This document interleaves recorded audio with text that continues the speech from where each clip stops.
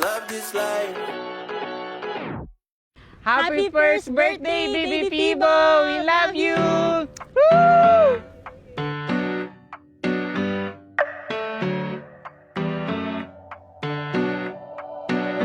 Under the stars, I see everything Baby that Fibo, ang meant message lang ni Mami is sana lumaki kang healthy, masaya. Kung mapapanood mo tong birthday mo ngayon, I hope maging happy ka kasi pinagandaan to ni Mami at Daddy. Love na love ka namin, Baby Fibo. Happy birthday! I love you so much, baby. Ang bilis lang ng panahon.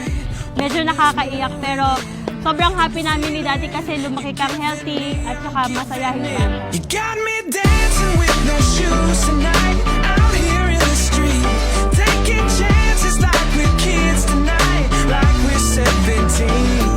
Every day that I'm with you, everyone can see, they can see that you bring out the best in me.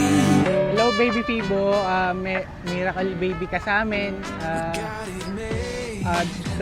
Wish ko sana maging healthy ka at lumaki kang may takot sa Diyos at lagi mong susundin ang payo ng magulang, respeto sa kapwa at kay God.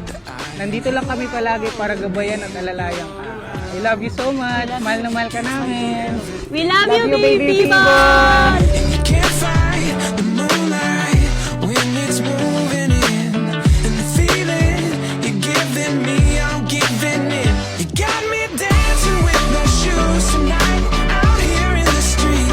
Actually po, kaya Fibo yung name kasi yung nickname niya lagi sa work niya, Fibonacci. Pero, ewan ko ba? Dahil Tagalog tayo, Pinoy, ginawa kong, imbis na Fibonacci, yung mathematician, ginawa kong Fibonacci.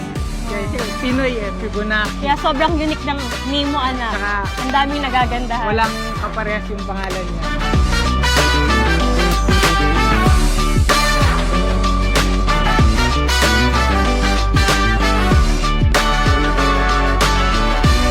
Masaya tayong nagkakatipon sa araw na ito sa pagbibinyag sa mga batang naririto ngayon. Fibonacci ika'y binibinyagan ko sa ngalan ng Ama, ng Anak at ng Espiritu Santo. Amen. Got me dancing with no shoes tonight, out here in the street, taking chances like we're kids tonight, like we're 17. I'm with you, everyone can see.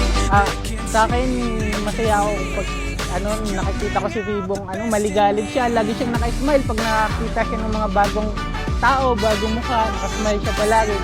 Sweet po siya, pero minsan po nangingilala. Pero sobrang bait siya pong bata, saka masayain talaga. Sobrang thankful talaga kay God kasi healthy po talaga si baby.